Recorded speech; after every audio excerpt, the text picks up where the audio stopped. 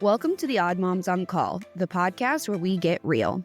Real moms, real talk, real impact. Join our diverse panel of moms from across the U.S. and Canada as we unpack the messy realities of raising kids in today's world. We're diving deep into how politics, policies, and culture shape our lives. And most importantly, we talk to our kids about it all. Get ready for honest, unfiltered, insightful, and sometimes odd revelations as we make sense of the world, one conversation at a time. Hey, you're back with Odd Moms, episode 2. This is Chelsea. I'm back. I also host Quiet Connection Postpartum Mental Health. I'm Britt. I host the Odd Mom Pod. And I'm Midori, and my husband and I host the Simply Midori podcast. And I'm on the Canadian Face This show, and I'm just hanging out on Odd Moms on Call right now. And we're really happy to have you. We're honored, Emma. Thank you. We are. We're all secretly wishing we could run away to Canada.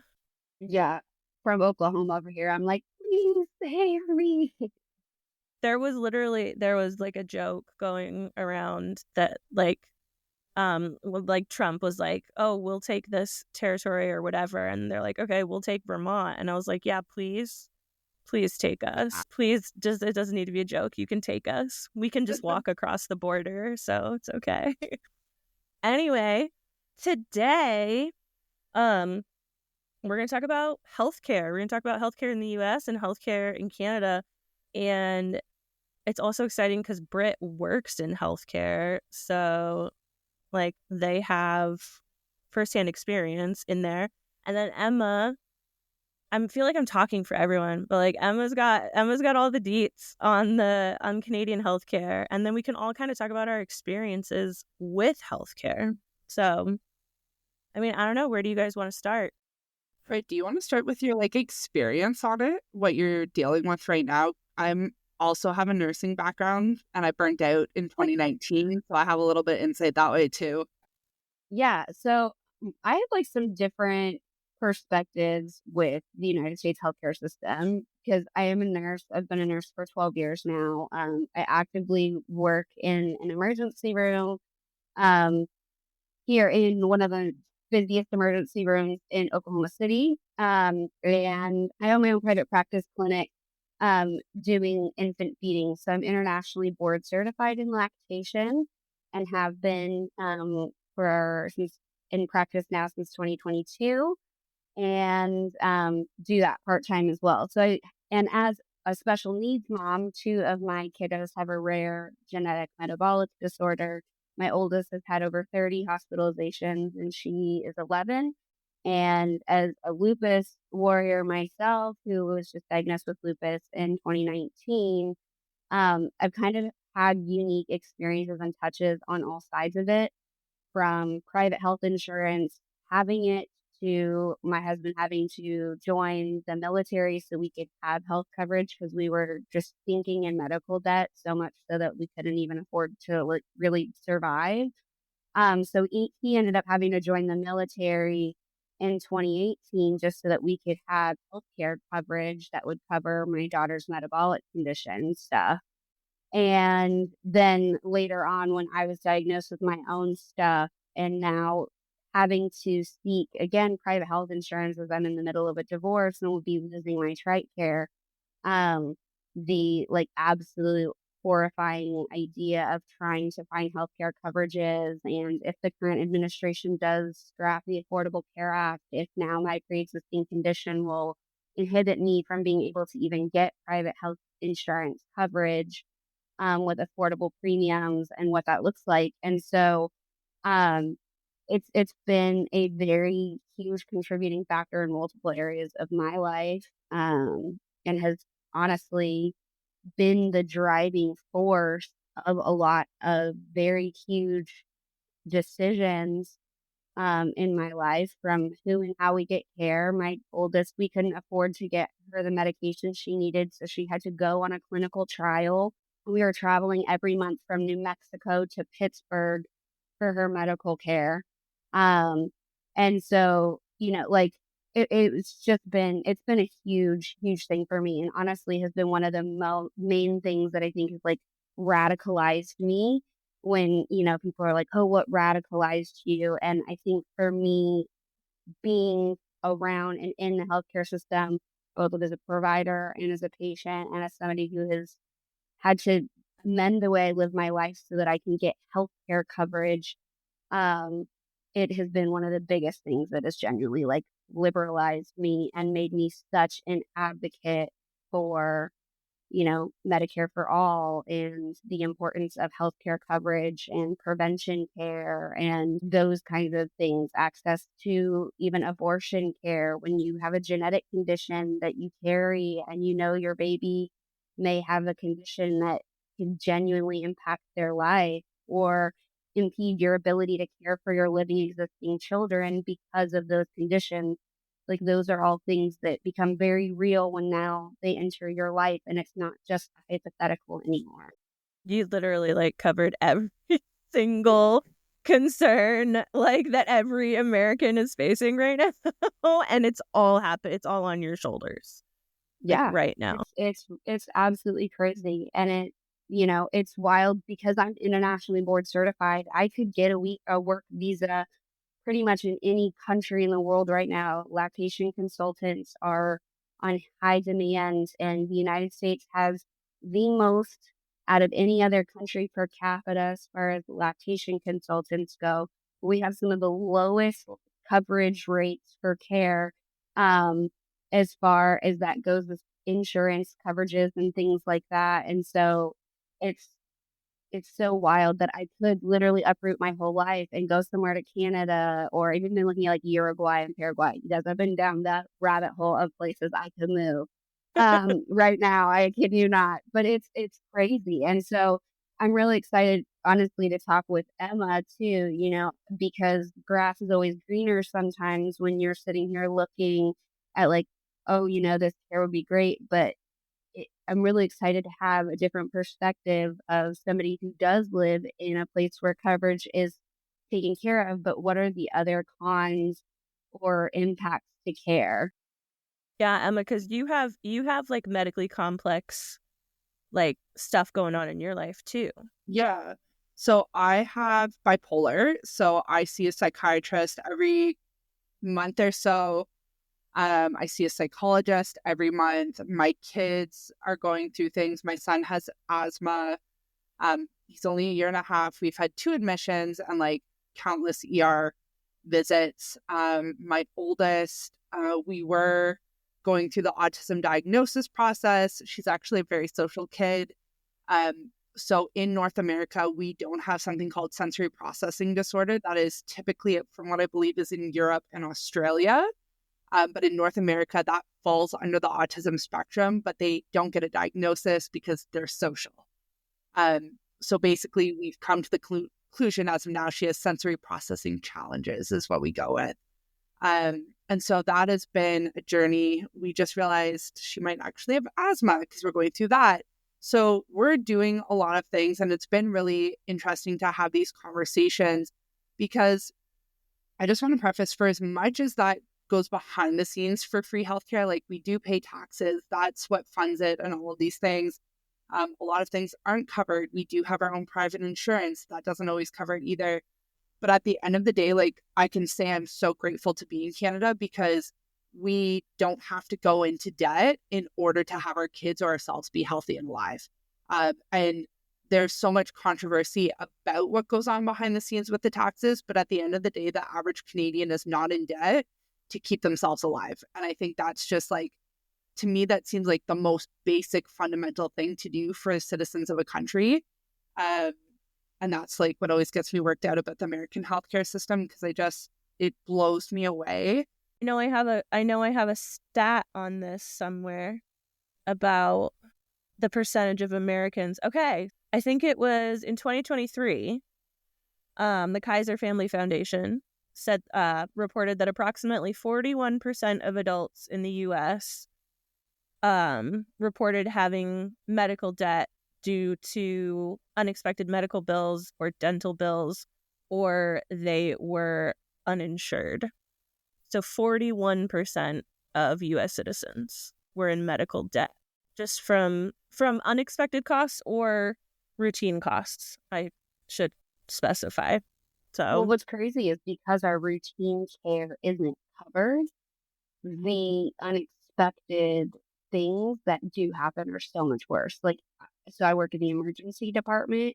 You know, these I had a mind-blowing case of one of the sweetest, hardworking people I've ever met in my entire life last week, who we had these below freezing temperatures for 2 weeks straight. It was so horrible, and he was still getting up and walking a mile and a half to work every day, where he worked in a freezer truck helping to load groceries, and then we'll walk home, and he didn't have insurance, and his right foot literally started to fall off. It had become no, so frostbitten and horrific, and he said I was just pouring bottles of alcohol on it, but once all the skin came off, I knew I needed to come in because he had no health insurance. He was just using Neosporin and bottles of rubbing alcohol to try and keeping the infection from getting worse. And now he is in the hospital with a partial amputation and weeks and weeks of antibiotics and all of these things that now he, as an uninsured person, having his preventative care covered would have made it so that he wouldn't have had to had now this emergent care.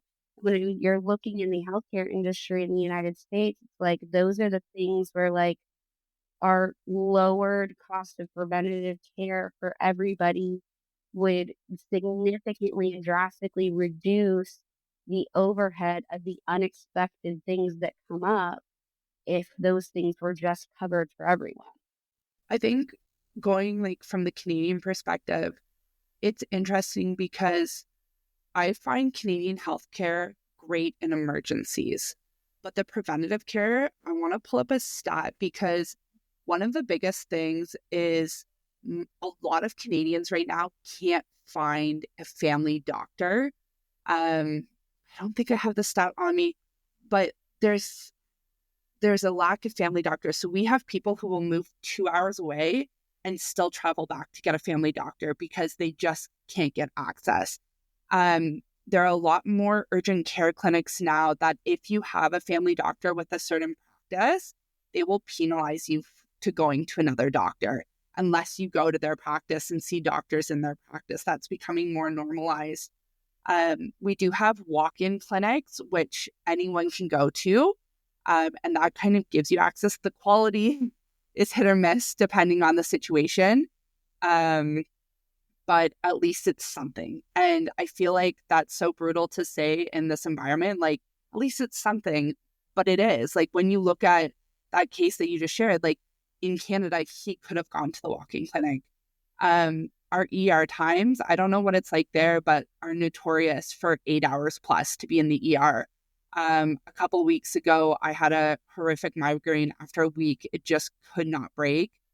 No pain medication was touching it, so I went to the ER. I was there for 9 hours from start to finish, but I got relief and I paid for parking. I think I paid $18 for parking and a tea that they asked me because I was very cold and they were out of tea and they said I needed to warm up. So I walked to get myself a tea. So it's like, sure, I could say 9 hours is exhausting, but like I paid $18 for that. And like, I don't know how you argue And as that. somebody who works in an emergency room, that is pretty on average, I would assume here for so something yeah, like that. I So many wanted to Canadians are ask like, the you. US is so much quicker. But So that's the that's No. the thing. So the stats that I'm getting, the stats that I got, I could not believe them. Like, this is what, and I did my research, but I honestly can't believe that this is true because this is not what I'm experiencing.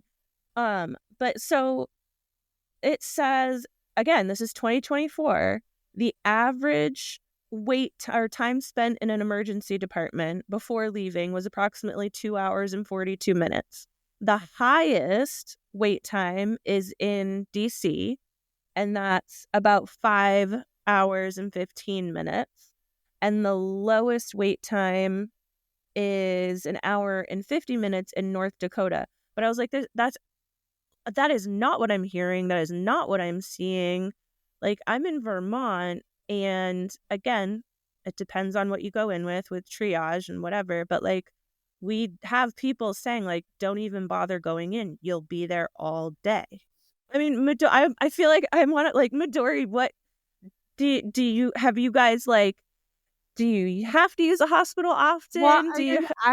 I feel like we probably don't use the doctor as much as like I'm not like anti anything, but but my experience is the emergency room, but we live like in the suburbs of Chicago now. Like when we lived in the city, I only saw an immediate patient get taken care of quickly in Chicago was when literally our friend's husband died and they like got rushed him in. And so obviously they're going to triage him first because he was like this close to death and then he died there minutes later. So that's the only time I've ever seen like a downtown emergency room move quickly. So we were in the city, we avoided the emergency room like at all costs. Like we just didn't, unless it was like, and you actually needed to go in because it just would take all day. And I will say like moving out to the suburbs of the city, like we're like half an hour outside of the city now. Like my daughter busted her head open on our fireplace and they saw her within it, like the ambulance was here and they got her over there like within like a 90-minute window, like picking her up, getting her in and getting seen was really fast. And then our neighbor like snapped his ankle, aggressively playing kickball with the children in the cul-de-sac. And I was also like, I was like, yeah, maybe it's because you're 40 or just should let the kids win for a moment, but it's fine. But like they saw him in the same amount of time, but we're also like in a, like we're not downtown. So like that's been our two experience, like personal experiences with the emergency rooms out here. But like I said, when we were in the city, like we definitely did not go. I just think that I agree that we could help the American people like be healthy before it gets super bad in any fashion. Like that would help. Like the guy that you were explaining, Brett, that hurt his foot, not just hurt his foot, like I didn't mean to downplay that, but like had this foot situation. It's like if we could proactively get ahead of some of these things, whether it be with our food or like doctor's appointments, whatever like people need, it would avoid the long-term issues that we deal with, which costs the country the people, whatever, so much money, right? Like we have my grandparents living here, like I told you guys before, and it's like they're 90 something years old. It just is like crazy. It's like a lot of these things, my grandma had rheumatoid arthritis, so she has an autoimmune disease and they're 90. So like the healthcare opportunities back in the day were much different.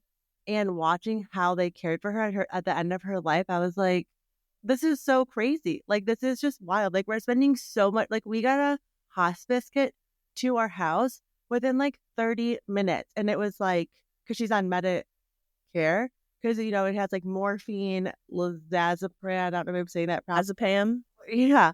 And Yeah. I was like, how can she get this in 30 minutes? But like, when you actually need a preventative, like, we're so quick to like jump to like this. It just is. It was like, I was like, nothing in the medical world like operates this quickly, but because she's dying, she can get free. Like we still have it, like a freaking thing of morphine that other was it. Yep. Lizazepam. Lorazepam. And one other, like a tablet within minutes delivered at midnight.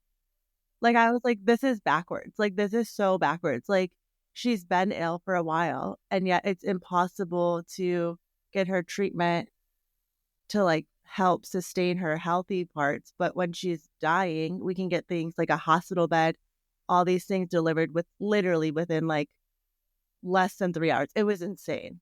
I have two thoughts. Like I'm jumping right. It's like my initial thought is, or thing that I want to say is like preventative care does not generate money, and the healthcare system in the US, I don't know about Canada, but stand for Canada, it's all for profit. Like it's so healthcare and preventative care isn't going to make anybody any money. If you keep people sick, you're going to make more money. My other question when you're talking about hospice and whatnot is like, do you guys have insurance? Do you have good insurance?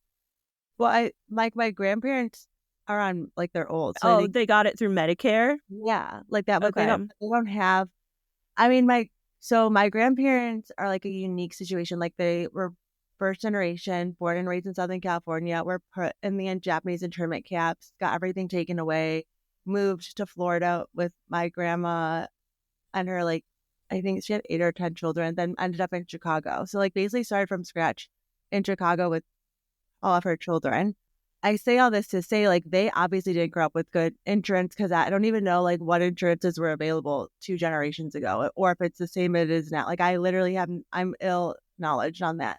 But my grandpa worked like 2 or 3 jobs because he raised 4 kids, and he was able to, like, get a really low level job at the airline with American Airlines that he worked for second shift after his day job for like almost 30 years. So he had supplemental insurance from that. But that's because he like took this entry level position because he knew he had 4 children and he's not educated because he didn't, it was either like education or like go to war. So he went to, all of his brothers and him went to fight in the war. So I say all to say they do have supplemental, but all of this stuff that my grandma got was from her government insurance. Medicare. It's just, it's like, it's so much money. Like, I would like, it costs her nothing out of pocket, right? But I'm like, how much did like the company get paid to provide this? Like, Yeah. it was just wild. I don't know if I answered your question. So No, it does. It does answer my question. They had, and I'm not as well versed with Medicare, and I'm learning more about Medicaid. And I'm curious about how much Britt knows about that, and that if that's even like what that would the equivalent of that would be in Canada. And then with them gutting Medicare and Medicaid, that's obviously not the solution either. yeah, just like so hyperbolic. Like, can we find a median? So like there's a win-win for everybody, not just like I know Midori's always are. Can we find middle ground? Let's find some middle ground. Well, I'm like totally fine for the hyperbolic spaces as long as like it's benefiting not just one group of people. Yeah. Like that's not helpful. Yeah, and right now that's all it is. I mean, you're benefiting these billionaires and the oligarchs who are currently taking over the United States government and the healthcare industries that are funding these things, and it's just such a disgusting for-profit system currently. Um, Medicaid's really hard here in Oklahoma because Oklahoma, when the Affordable Care Act kind of came out and states decided on federal funding based on if they wanted to adhere to certain parts of the Affordable Care Act, Oklahoma decided to not participate in a lot of the programs that other federally funded programs get. So our access to Medicaid and Medicare here in Oklahoma City or in Oklahoma in general, is even harder and worse than other states. As a provider, I am in network with Medicaid in Oklahoma, and for lactation visits, it's almost impossible to get one covered um, by your insurance. Usually you have to have a referral for your primary care doctor, and access here for Medicaid, uh, like pediatricians and things like that, is really difficult to find. And then once you get your approval from them, I think a couple times I've gotten Medicaid paid out, it's been like $17 for my visit, which, like, for just like not reference knowledge, my like self pay rate for a hour and a half consultation with me is $225. So like that's how much I'm getting paid out. And so um, at that point, it's not even worth paying my billing team or whatnot. So I've been seeing like high needs Medicaid clients completely pro bono for years because it would cost me more money to pay my billing team the time and money that I get paid out from the insurance. And so, like, for a very long while, I was the only in network lactation consultant for Medicaid in the entire state of Oklahoma. Um, and it's crazy. And I'm still one of the only ones that's in network with TRICARE. So TRICARE is another thing where it's technically government paid as far as insurance, but like as far as like TRICARE, the rates change. Those are closer to like think it's closer to like $90 is what I get paid out from those visits versus what I still make from other insurances. But then it's crazy because like large insurance companies like Aetna will pay out like almost $400 for one visit. And so then our providers get into these where certain providers will refuse to take certain insurances because it doesn't make them enough money. And then, but like as a business owner and as a healthcare provider and somebody who has a lot of medical debt and somebody who has a lot of student loans because of my education that allows me to provide for the people, which is why I'm a huge proponent too, where I think that student loans should be written.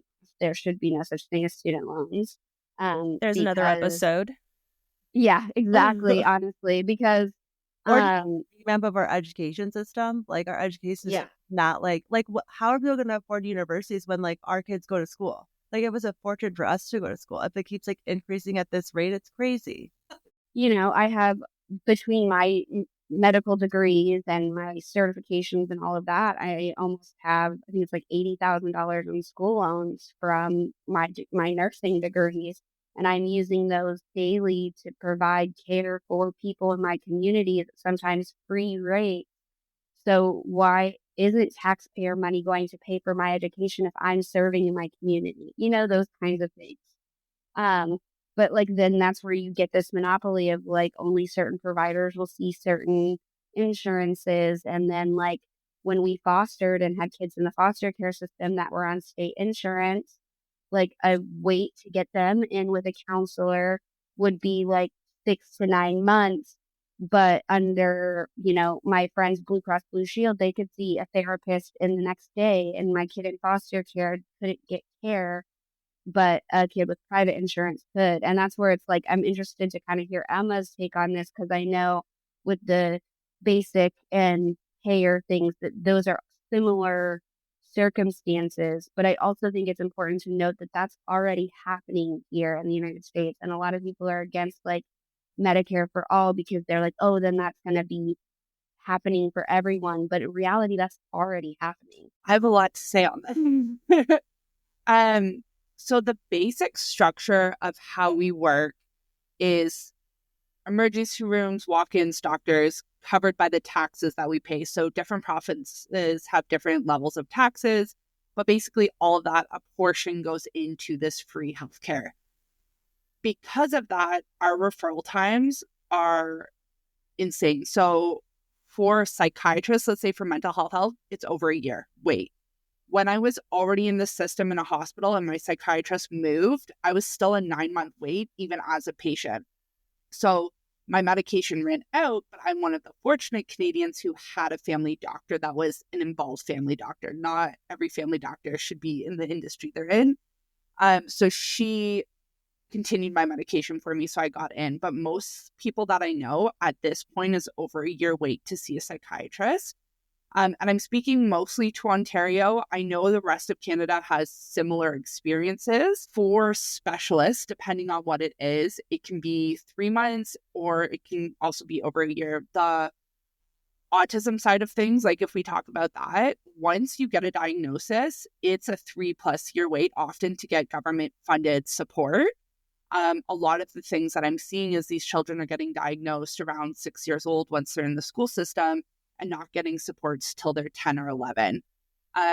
There's a lot of things like that, not just on the autism spectrum, but again, in emergencies, we're great. Preventative care, supportive care. Question. Okay, so when you say government funded support, are you saying like they're not getting any therapies or they're not getting like a substantial income support? Just because from our understanding what that means. So a lot of supports like occupational therapy, for instance, is not covered. Right now, we're like my family in particular, my daughter does occupational therapy. We're privileged enough to be able to pay for it. Our private health insurance that we pay for doesn't cover it. And she is not diagnosed with anything, so we're not eligible for government funding. So we have someone who needs it, but because of that, can't do it. A lot of Canadians will pay for some sort of private insurance. those kinds range so much on what they cover. So if you have like the basics, maybe it's $100 a month for one person. Speaking to us, we're a family of four. And I got grandfathered from when I was young off of my mom's work insurance. And now we pay privately, and I've added my husband and my kids. We pay $680 a month for it. And that doesn't cover things like occupational therapy. So we have great dental every 8 months, which is not even considered that good in Canada. It's usually 6 months. We have 80% coverage of dental procedures. I can get new prescriptions every 2 years. And I can get orthotics every year because that's a random one, but like orthotics every year. So that kind of stuff is like where that coverage goes. We don't even have that great of therapy coverage at that price. I think the average psychologist is around $220 for an hour. Mine covers, I think, $60 a session for 4 sessions in a year. And we're paying that premium. The only reason we have private insurance is because of the medication I'm on. I have 80% coverage through it. However, I max that plan out almost every year because there's a cap. So then at the end of the year, I'm paying full price for the medication. Because I have private insurance, I'm not eligible for anything government covered.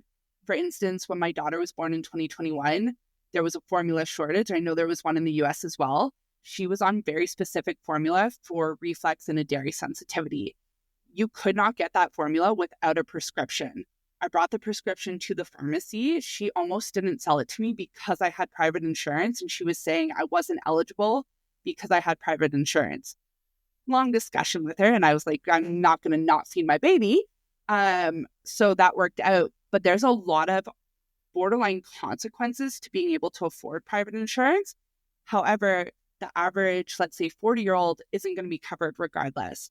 We have children, can't remember the age, but under a certain age, if you don't have private insurance, it just changed. You can get some dental care. You have prescriptions covered. And I think over the age of 65, it does the same thing. But again, if you pay for private insurance, you're not eligible. So yes, we can go to the doctor if we have one. Yes, we can go to the ER, but we're still paying taxes for that. We're still paying for medication. We're still paying for coverage for other things that don't really cover anything. So now it's just like, again, I'm coming from an extremely privileged place that I can still afford to do these things. But I have a friend of a friend whose daughter has significant challenges with her autism, and she waited 2 years for a diagnosis and just got in, and the mother has been unable to work because she can't go into specialized childcare, and finding rent, doing government funding, all these things, like it just doesn't make sense. And so that's why when people ask me, I say Canada is amazing in emergency, especially with kids, but like also adults. Like when my son was in respiratory distress, we went to the ER. We were in the back within 30 minutes, and then he was admitted that night. So that's really great. And again, I didn't go into debt. I spent X amount in parking and some food for myself when we were admitted. Are those are hospital admissions or like things like if a child was diagnosed with cancer or something like that, how are those treated in like the Canadian healthcare system? Do those fall under like Medicare or not but like your like systematic system, or would that only be eligible for private insurance? So things like oncology coverage is considered universal healthcare. So people don't pay for that. Medications typically depend on what it is. So my Oma, like my grandma, my Oma, had cancer around the end of her life. And like the actual cancer treatment was covered. The hospital was covered.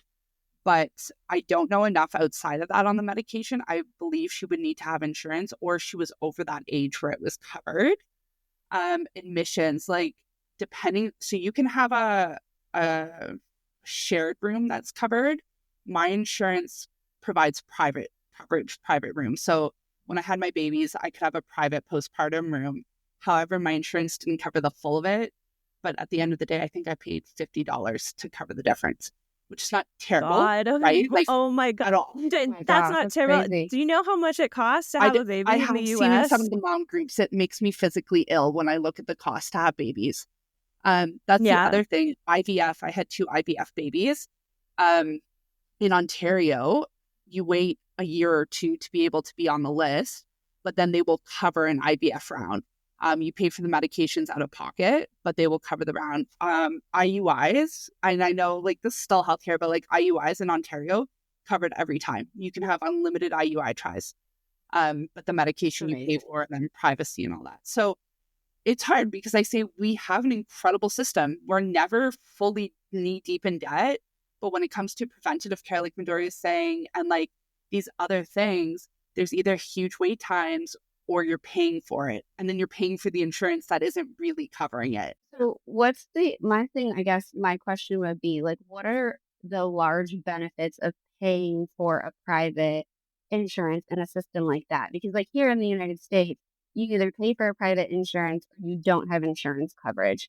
And so like for us, it makes sense to pay, I think when I paid for insurance, thankfully now my kids are covered under their dad's TRICARE regardless. But like when I was before he joined the military, it was just me, him, and 2 kids, and I think we were paying like $700 or $800 a month out of my check for my private insurance before cover that. But then we would pay like a copay amount to go to the doctors, or a certain percent of our prescriptions are covered. But like if we went to the emergency room, we'd have to pay $500. And every day that we were admitted, it was a $300 copay. The end of the day, when you did the math, because we were utilizing our healthcare, it made sense to pay that. But what in like Canada does that like what is the like benefit of having like a private health insurance? And I think that you kind of hit the nail on the head. There's a lot of Canadians who don't pay for private health insurance because if they go to the dentist, it's like $300 or $400. They might go once a year. The insurance in Canada is like insurance. So for us, it's worth it because God forbid something happened with the kids and they needed to be hospitalized and they needed all this. The stays are covered, the private rooms are covered, that like extra comfort is covered. For me, my medications not covered would be thousands of dollars, because the prices are just outrageous of medication and we can't shop around. Like the price is the price. The pharmacy has different dispensary fees, but like the price. So one of my medications, I think it's like $400 a month, but I have 80% coverage of that. So I do make the money back in it. Like for medication alone, it's worth it. And my husband and I have had this talk actually quite a bit because insurance raises the price every year of what we pay. So it's just steadily. Yeah, I just picked up even my prescriptions. I picked them up today, double the cost what they were the last time I picked them up 3 months ago, and I was like, "What the hell?" But I mean, that makes sense when you think about it that way, because in the U.S., our Medicaid and Medicare covers prescriptions, and so like that's considered covered. So like in Canada, is there like a bracket of like income, or I guess like you said, age, where like then that stuff does become covered if you aren't on a private insurance? Yes. So age for sure. I do believe there is an income bracket, but I can't 100% verify that. And so with that, you still don't get like ton of coverage. So medication is mostly free minus some that they deem not covered. I don't know what their criteria is for that. We have one thing like on private insurance, again, there is one puffer that my son needs to take twice a day, every day. And most insurances cover it. Mine doesn't. They just don't. When I had hyperemesis gravidarum with my second and I couldn't eat and I couldn't function, they covered the medication and then they changed their mind. So the next time I had to pay full price, just changed their mind. They said, we're not covering it anymore. So there's things, but because I have private insurance, there's no freeness. However, I don't even think that medication is covered because it's not an everyday coverage. So if there's a mom without private insurance, she would have had to pay for it as well. So it's just like there's a lot of nuanced things. And so one of the big political things is our province just went conservative again. It's been conservative, I think, for 4 years, which is more inclined to like Republican beliefs. And our premier is what he's called, is like senator or premier, wants to privatize healthcare. And there's a big uproar of that. There's a lot of people who support him. And there's a lot of people who, of course, don't. And so after COVID, we had an epidemic in like nursing homes, like thousands of people in nursing homes died. Is horrific. And it was because our healthcare workers are so undervalued, so underpaid. Like we have nurses who try to go to the States because the pay difference, depending on where you are in the States, obviously is so different. I want to do a quick thing, but like when I started as an RPN, which is just under RN, so we have like support workers, personal support workers, practical nurses in Ontario, they're registered practical nurses, otherwise they're licensed practical nurses, and then we have our RNs. I was making, I'm going to just quickly do the convergence on here. I was making just under $12 an hour as a nurse when I first started. It just, it's insane. And so RNs are paid typically a lot better when they're in the hospitals. But I burnt out before COVID because at that price and the politics in nursing, which I'm sure, Brit, you know. And there's also a saying, I don't know if it's a saying in the US, but like there's a lot of sayings where nurses eat their young is the saying.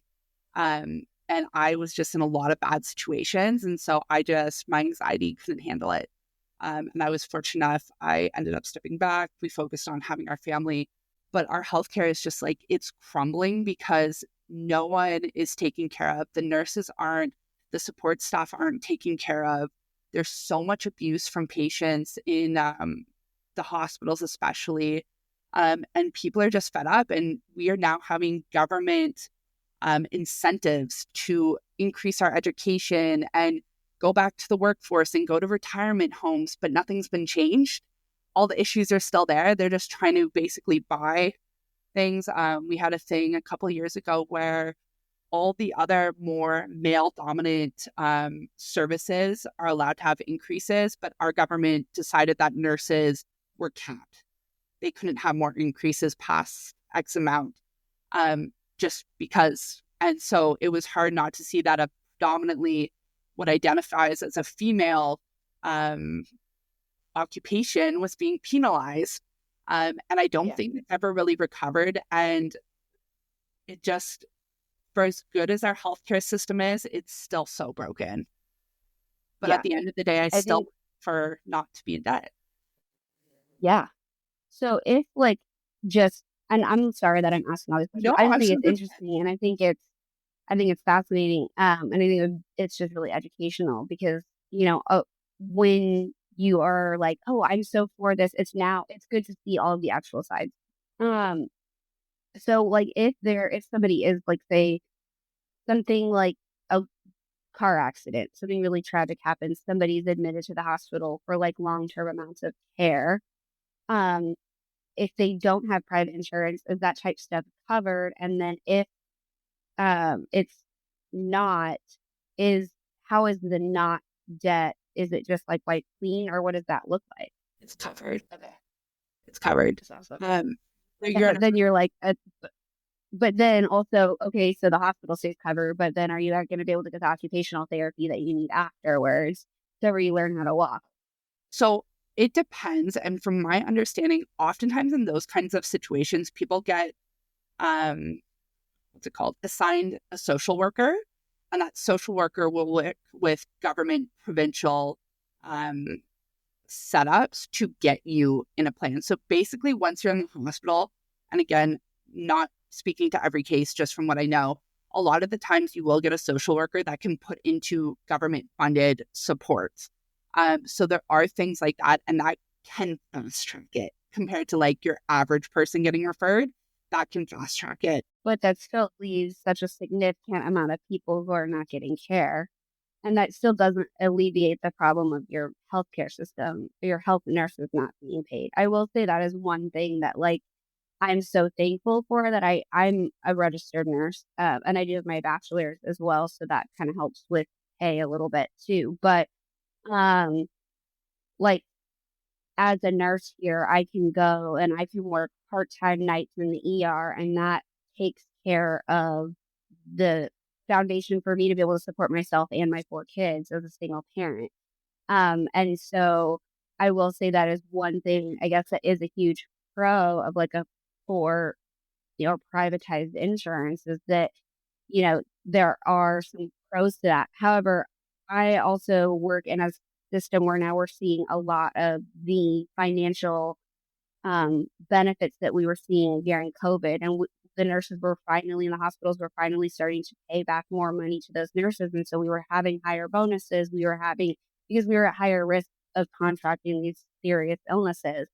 But then, you're also working hard hours, and if you've never been masked up in full PPE, in a room with somebody who's on a vent with COVID for 12 hours, flipping them from their belly to, like, you don't know, like, we earn every dollar. And the fact that, like, nurses are only making $12 doing that in Canada blows my mind. And no wonder it's such an issue because now we're seeing all these staff, like the staff were like, now you did have all this finances of money that you have in the hospitals, and the for-profit system has so much money that now we're capable of seeing how much our work is valuable. And now they're trying to roll back all these financial incentives, and nurses are quitting left and right, and we're having high turnover. And it's crazy because they're taking, as somebody who's employed already, they're taking away our overtime bonuses that we used to be able to sign up for in periods when the emergency room is really busy. If they're understaffed or we have what's called holds, like our hospital is full, we have people staying in the emergency room for sometimes days at a time, they'll have extra nurses come in and they say, we'll pay you an additional blank numbers per hour or certain amount of money per shift to pick up and like take these extra patients. And they're rolling back how much money we're getting for those, even though our change of amount of work hasn't changed at all. Um, and so it's starting this internal crumble of our healthcare system too, where now our nurses are starting to see how for profit the system is and not for actually caring for the people that are providing for the patients. And then the patients are the ones that are, feeling that with the longer wait times and all of this because you have people leaving the field at insane rates. I want to, speaking as someone who is not in the healthcare field at all, speaking, and I guess like I don't want to say that I represent like an average American, but like, so we have private insurance and we also have Medicaid supplemental just because of my situation. But that exact example, like when you're saying if someone got in a car accident and like they had to have a significant stay. So before my youngest was born, my husband was in a catastrophic motorcycle accident. He was hit head on by an elderly, underinsured driver. He hit that car, bounced off that car, hit the car behind it, and then rolled down the road. The doctors, I'm not going to get into the whole thing, but like honestly, like he should not have survived. And his doctors still to this day are like, I don't know how you are walking. He broke his spine. Like he had to have spinal surgery. Both of his wrists were broken. One of his wrists was off. Like the list goes on and on. He was a mess. So he was that situation, and our family was that situation. We were in the ER, and then we were admitted for just over 2 weeks. And insurance goes and the insurance goes so much deeper than just medical insurance in the US. So then you have auto insurance on top of it. So because we're in this medical crisis, but because it was an auto accident, our auto insurance policies were also involved with our medical insurance. And because the driver of the vehicle was underinsured, what should have been a payout to us to cover our medical costs, we didn't get. And then we had to pay for a lawyer. We had to get a lawyer. And even the lawyer was like, there's nothing to squeeze out of this guy. He's 80 something, and we don't want to ruin his life too. So at the end of the day, there's so much to it. So yes, we had great private insurance. It was great. but the bills were still in the hundreds of thousands, and there was absolutely no way that we could pay that. And the auto insurance should have covered that, but because the driver was underinsured, it wasn't there. Our lawyer had to have us write letters and make videos begging Blue Cross Blue Shield to not take the tiny settlement that we got. And it was minuscule. Like, my husband is going to be he's gonna need services for the rest of his life. He's going to need surgeries again down the road. What we got it's not gonna pay for it. It's never gonna pay for it. So we're still screwed, but we would have been even more screwed just because they felt compelled by our letters and our videos. They said, okay, we won't take what the auto insurance was going to pay out. We won't take that. You guys can have that. So it's not, yes, the medical system's broken and the medical insurance system is broken. And I'm thankful for the insurance that we had. But even with one of the best insurance policies in the state, we still had a bill for hundreds of thousands of dollars. And we had to pay a lawyer to talk them down and then talk the insurance company into not taking our settlement from us. So, like, it's broken across the board. I wish, and my hope for the future for us on Odd Moms is that we can get some more connections. I have friends in Australia, and I have friends in the UK, and I have friends in Norway, and the healthcare system. I'd really like to hear about what the healthcare system looks like there as well, because it's not working. And preventative care is the model that we should be following. Preventative care and mental health care. Yes, it always comes back to mental health. I think you can if there's a way to couple like support for both of those on like big picture for like everybody, regardless of like financial situation, like the richest and the poorest like could benefit from preventative and mental health care. But it's like the last thing, it's the lowest like money driver. But they just want to keep us sick. Yeah. So but I also would argue that it's the most helpful. Like, I feel like if we can address preventative care and mental health, like we would have a holistically much more healthier country. Absolutely. And the joke in it wasn't really a joke because it was absolutely terrifying.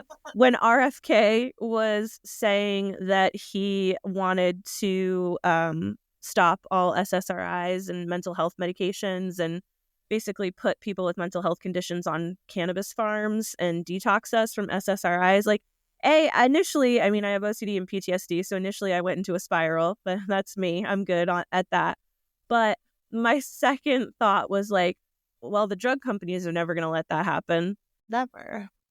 Because it's all for profit, because they won't make any money that way. So, and if you like trace back to like where the big money payers are going, it's back to the freaking politicians.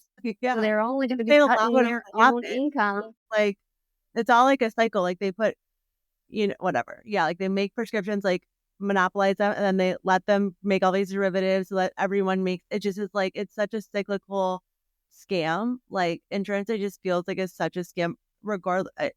In my experience, like, we have really good insurance, and I'm like, this is wild. I could literally go get like a $20, $300 facial, but like other things aren't covered. Like, this is insane. Like, this is like not okay. Like, this shouldn't, like, I'm happy because it like benefits me, but this is not how the system should work.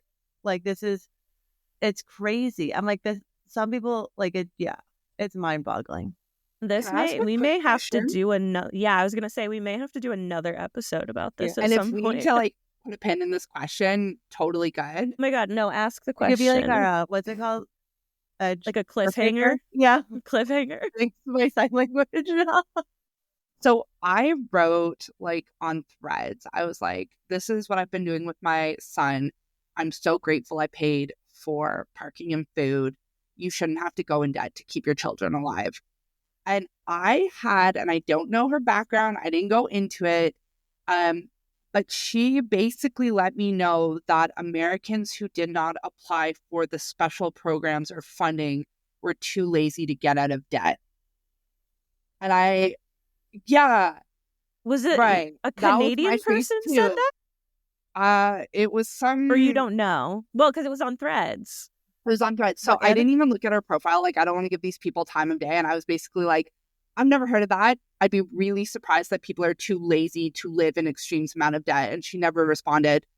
But she was basically saying there are programs that all Americans can apply to get out of debt. And I was like, I don't know about this, because I would be surprised that people are living with 6 and 7 figure debt when it could just go away.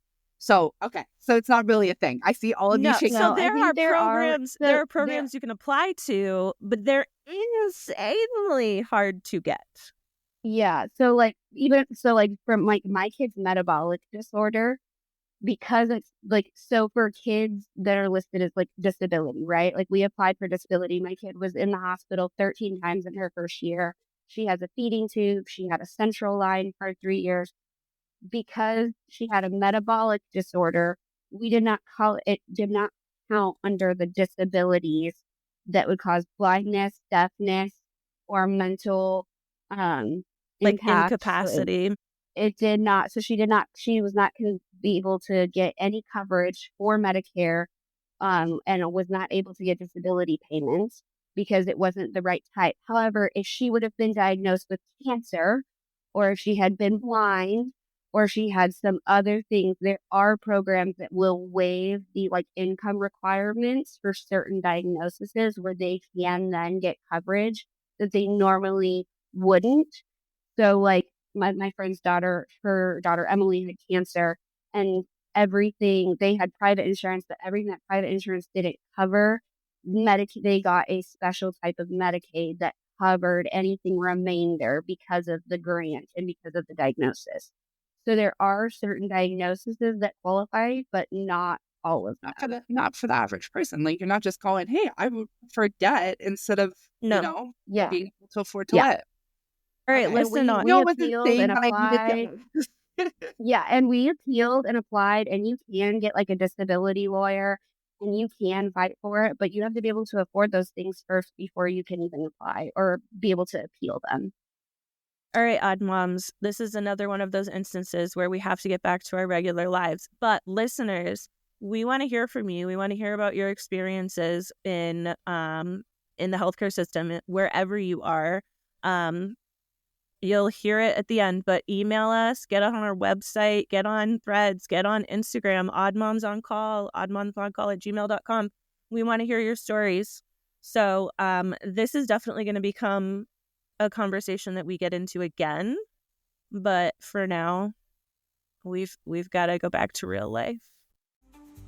You've been on the line with Odd Moms on Call. Because parenting doesn't come with a manual, but at least we've got each other. If you've loved this episode, don't forget to subscribe. Leave us a review and share it with your fellow moms or anyone else who could use a little chaos with their coffee. Got a hot take you'd like to share? Send us a message or shoot us an email at oddmomsoncall@gmail.com. We might just talk about it on the show.